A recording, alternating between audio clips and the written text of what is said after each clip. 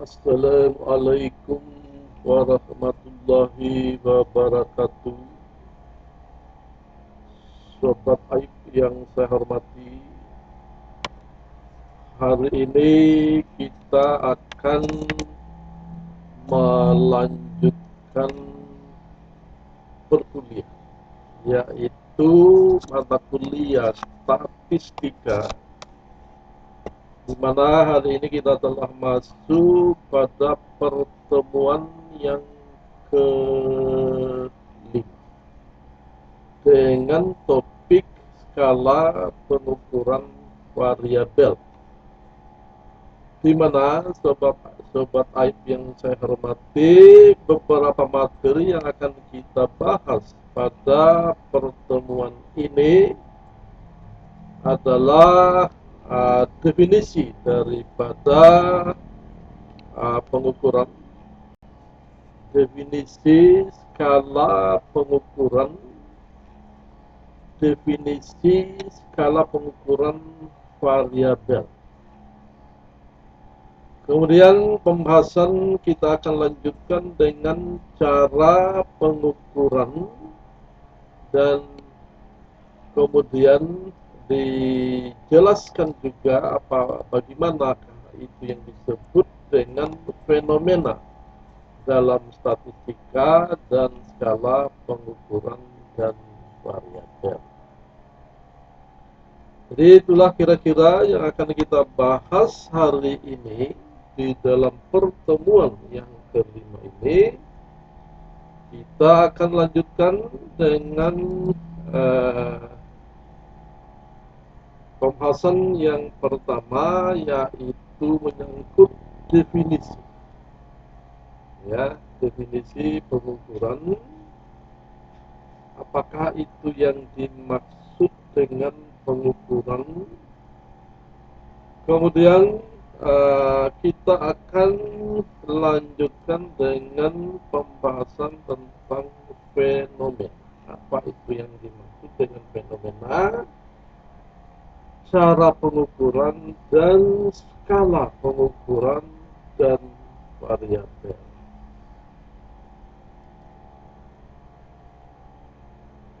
Definisi, ya.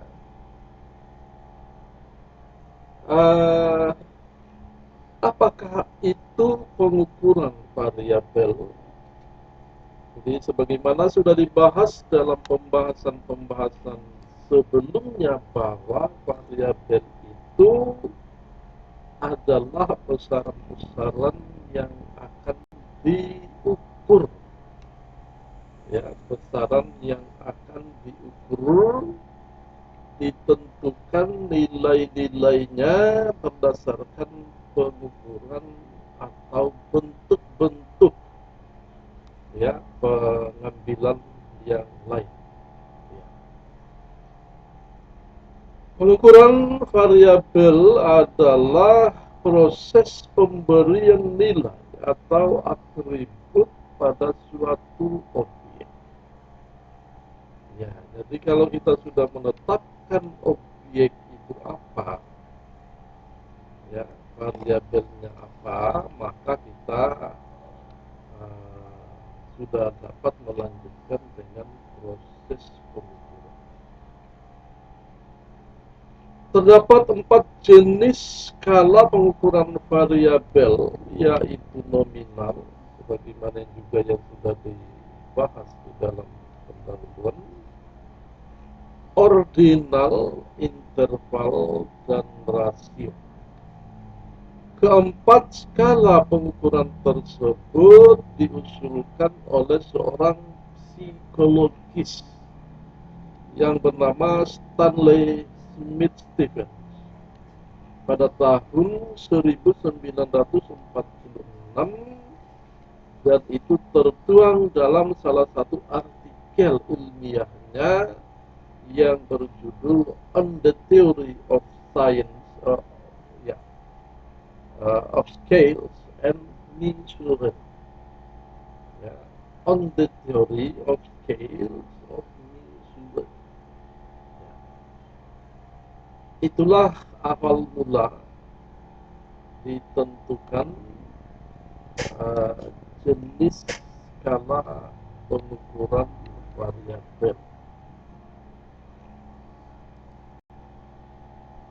Ya,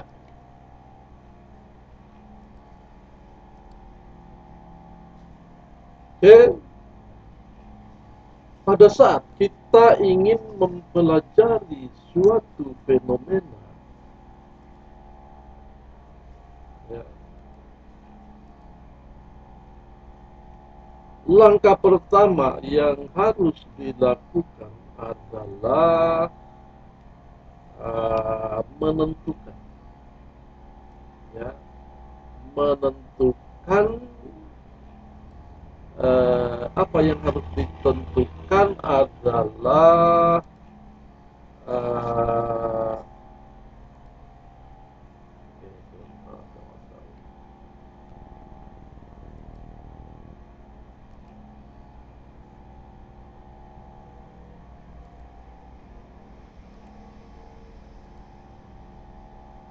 ya, kita lanjutkan.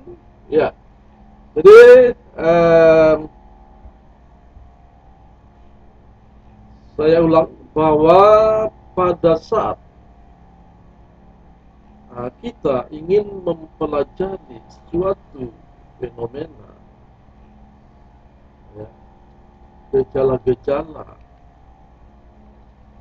apakah gejala-gejala itu adalah gejala-gejala alamiah atau gejala-gejala sosial atau gejala-gejala fenomena-fenomena ekonomi atau yang lain-lainnya, maka langkah pertama adalah mendefinisikan fenomena yang diteliti tersebut. Mendefinisikan, memberikan batasan-batasan terhadap fenomena tersebut dalam dalam bidang statistika, ya, atau dalam bidang penelitian apapun. Batasan-batasan itu sangat penting untuk membatasi ruang lingkup pengambilan data. Ya. Jadi dengan cara apa kita mendefinisikan fenomena-fenomena tersebut? Ya, kita harus mengamati apa-apa yang berubah, apa-apa yang mengalami perubahan-perubahan ketika terdapat katakanlah misalnya pengaruh-pengaruh, gangguan-gangguan daripada apakah itu lingkungan atau jika terjadi problem-problem tertentu misalnya, kita harus mendefinisikan, ya, mengamati apakah yang berubah. Artinya bahwa kita harus menentukan variabel-variabel yang kita amati. Jadi variabel artinya yang berubah. Maka apa saja variabel-variabel yang kita perhatikan di sana dan mengalami pengaruh karena gangguan atau karena penyebab dari pengaruh lingkungan, maka itulah yang kita akan tetapkan sebagai fenomena-fenomena atau kita tetapkan sebagai variabel-variabel berpengaruh. Artinya itulah yang kita akan analisis, yang kita akan teliti. Maka dengan perubahan variabel-variabel tersebut, kira-kira apa yang akan terjadi dalam pengamatan yang kita akan lakukan. Ya, jadi proses tersebut dikenal atau disebut sebagai definisi definisi operasional. Definisi operasional. Ketika kita sudah menentukan variabel-variabel yang akan mengalami pengaruh yang ternyata akan dalam pengamatan kita tahu bahwa ia berubah, sehingga kita tetapkan sebagai variabel-variabel pengamatan yang akan diamati, maka langkah selanjutnya adalah melakukan pengukuran terhadap variabel-variabel tersebut. Ya. Jadi setelah kita sudah dapat mendefinisikan fenomena-fenomena dengan cara menentukan variabel-variabel yang akan diamati, lalu kita harus menentukan. Ya, karena langkah selanjutnya adalah kita harus mengukur perubahan-perubahan dari variabel tersebut. Maka yang harus ditentukan adalah bagaimanakah menentukan cara pengukuran. Dengan cara apa kita mendata, dengan cara apa kita mendapatkan ukuran-ukuran dari perubahan tersebut.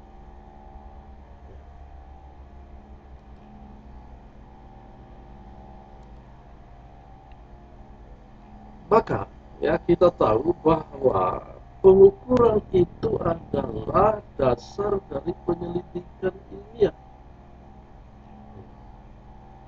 dalam bentuk apapun. Ya, jadi kita tidak selalu membayangkan bahwa pengukuran itu dengan cara menggunakan alat ukur. Tidak, akan bergantung kepada jenis data.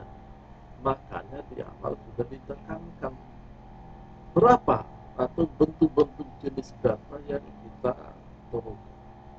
Ya, maka dikenallah ada yang namanya nominal, ada yang disebut dengan ordinal, ada yang disebut dengan interval, dan ada yang disebut dengan rasio.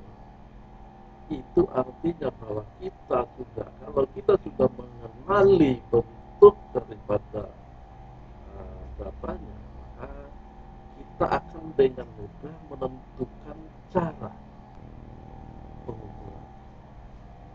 Ya, kita akan dengan mudah menentukan cara pengukurannya, dan tentu saja dengan mengenali bentuk-bentuk data atau fenomena datanya kita alami. Pengukuran adalah pemberian angka atau kode pada suatu objek. Jadi pengukuran ini dapat kita menggunakan alat ukur untuk menyatakan kuantitasnya maupun kualitas. Bisa juga dengan bentuk-bentuk yang lain, misalnya wawancara, kuesioner, tanya jawab atau yang lain-lain. Jadi kita tidak selalu membayangkan bahwa pengukuran itu dengan menggunakan alat ukur. Ya, ini adalah ilustrasi contoh yang kemudian juga kita bisa melihatnya apakah ini jenis data tertentu. Misalnya pertama-tama katakanlah kita mengambil data jenis kelamin. Maka dari sekian nama yang kita amati, dari sekian sampel yang kita ambil, didapati katakanlah ada nama-nama seperti Chris, Bonnie, Robert, dan lain-lain. Maka data yang pertama yang diambil adalah jenis kelamin. otomatis dicatat, dan itu adalah jenis data yang kemarin dijelaskan sebagai tidak dapat diurutkan. Ya, dia adalah jenis data nominal. Kemudian pengambilan data yang berikutnya adalah warna kuning. Maka di warna kuningnya kita akan menulis, mencatat ada yang berkulit hitam, ada yang berkulit coklat, putih, kuning, dan seterusnya. Kita catat, juga dikatakan sebagai data yang tidak dapat diurutkan menurut pandangan statistik. Dan data itu adalah data. Kemudian data yang diambil lagi berikutnya, jadi kita sajikan dalam bentuk tabulasi tabel. Data yang berikutnya adalah perilaku atau sikap, di mana perilaku ini akan diukur dari nilai-nilai tertentu, parameter-parameter yang ditentukan, dan skalanya itu ada di antara 20 sampai 80. Maka angka-angkanya ditetapkan, ditentukan perilaku seseorang. Ya, tentu perilaku itu dalam pengamatan sepintas hari ini, misalnya kita mengukurnya dengan ukuran yang tinggi, tetapi besok kemudian ukuran itu akan berubah karena tentang perilaku atau sikap. Mungkin hari ini dia bersikap baik, besok dia bersikap kurang baik, maka nilainya berubah. Maka data ini dikatakan sebagai data interval. Jadi ada interval. Kemudian ada data suhu tubuh. Ya, mirip-mirip dengan tadi perilaku yang bisa berubah-ubah, suhu tubuh juga bisa berubah-ubah. Misalnya, ya, suhu tubuh bisa berubah dari dalam rentang nilai misalnya 30 derajat sampai 37 derajat Celcius. Maka hasil pengambilan data-data ini tidak bisa dinyatakan sebagai data yang fix sepanjang hari, apalagi sepanjang minggu, atau dia berubah. Maka dia disebut atau diklasifikasikan juga sebagai data interval. Kemudian data yang berikutnya yang kita ambil adalah berat badan, di mana berat badan itu diukur dengan cara menggunakan alat ukur.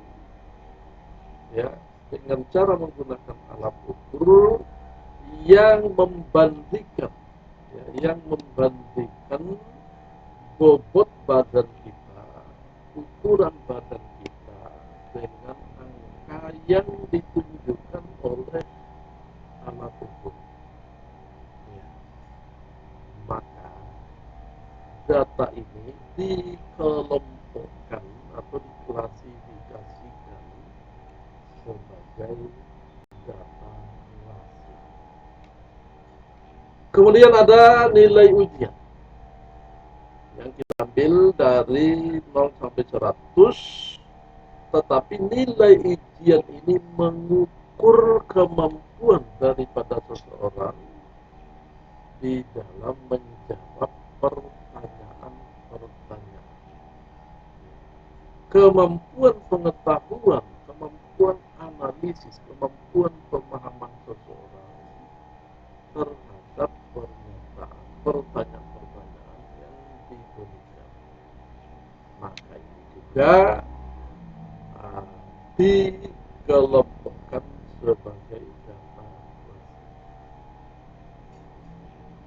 Kemudian peringkat, ya, jadi peringkat penyusunan urutan berdasarkan katakanlah prestasi, berdasarkan produksi, berdasarkan kegiatan, nilai-nilai kegiatan tertentu misalnya, maka dia bisa diperingkat, ya, bisa diperingkat. Dan ya, meskipun ini dinyatakan dalam bentuk angka-angka misalnya, tetapi angka-angka itu tidak bermaksud untuk menyatakan selisih antara satu peringkat dengan peringkat yang lain. Jadi katakanlah peringkat satu dengan peringkat dua. Meskipun kita tahu bahwa urutannya memang lebih dulu satu daripada dua, tetapi kita tidak tahu persis selisih antara urutan satu dan urutan yang kedua. Maka kemudian data ini disebut sebagai data ordinal. Ya. Atau bisa juga kita dari menghimpun data nilai huruf, ya, huruf mutu, nilai mata kuliah yang dinyatakan dalam bentuk huruf, misalnya A, B, C, D, E, juga kita tidak bisa mengukur dengan tepat selisih antara peringkat atau nilai mutu A dengan nilai mutu B.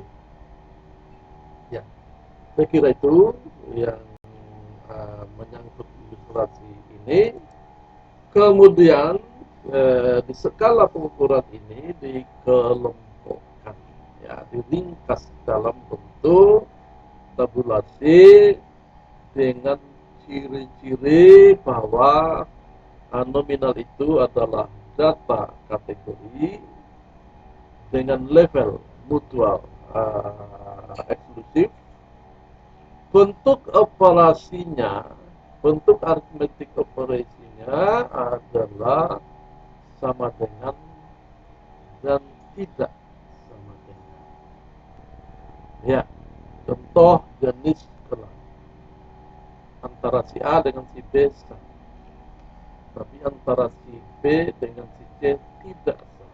Itu aja. Ya, jadi itu saja operasi aritmetik yang bisa kita libatkan dalam bentuk data nominal dan juga contoh-contoh yang lain. Kemudian yang kedua adalah ordinal, data yang hanya bisa diurutkan dari kecil ke besar atau sebaliknya. Kita bisa urutkan, tetapi dikatakan bahwa tidak bisa dinyatakan secara tepat perbedaan atau selisih antara data di urutan pertama dengan data di urutan kedua. Mutual eksklusif juga levelnya dan urutannya adalah pasti, jelas, tapi juga tidak bisa dinyatakan dengan tepat selisih antara dua data yang berurut. Bentuk operasi yang bisa kita terapkan di sini, yang bisa digunakan di bentuk data ordinal, itu adalah sama dengan, tidak sama dengan, lebih kecil atau lebih besar. Contoh sama dengan tadi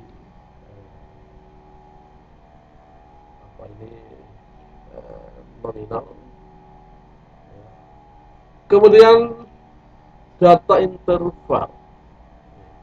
Jadi selain dia mencakup ke ke karakteristiknya, karakteristik nominal dan ordinal, juga dia sudah bisa dilakukan operasi penjumlahan.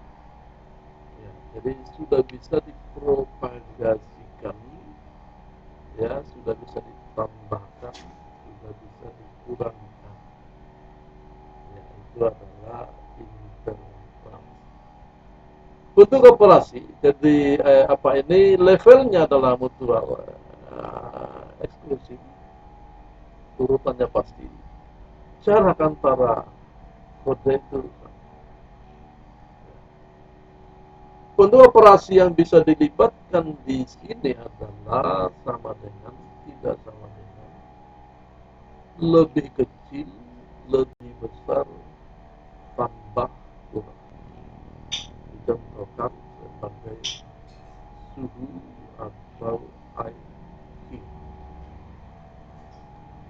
Dan yang terakhir adalah rasio, itu menyangkut kriteria, ya, jadi semua kriteria interval dan mempunyai nilai 0. Dengan rasio kita sudah menemukan 0 mutlak, ya, karena dia sifatnya adalah hampir seluruh jenis bilangan dalam konteks yang kita sebut, katakanlah di dalam interval atau dalam bentuk yang di luar itu, ya. Maka sifat levelnya itu adalah mutual eksklusif, urutannya pasti, jarak antara kode sama, dan terdapat nilai 0 mutlak. Itulah perbedaannya dengan interval. Interval tidak memiliki nilai 0 mutlak. Bentuk operasi yang bisa digunakan di dalamnya adalah sama dengan, tidak sama dengan, lebih kecil, lebih besar, tambah, kurang, kali, tambah. Ya, contohnya juga suhu, waktu, panjang, berat, tinggi, dan lain-lain. Ya, itulah 4 data, jenis data yang digunakan, yang akan diamati di dalam dunia statistik.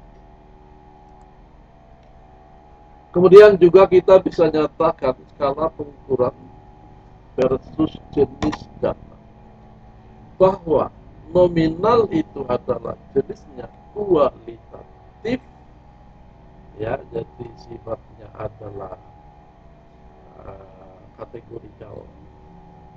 Ordinal juga kualitatif, sementara interval dan rasio itu adalah kuantitatif, jadi dalam bentuk numerikal, ya.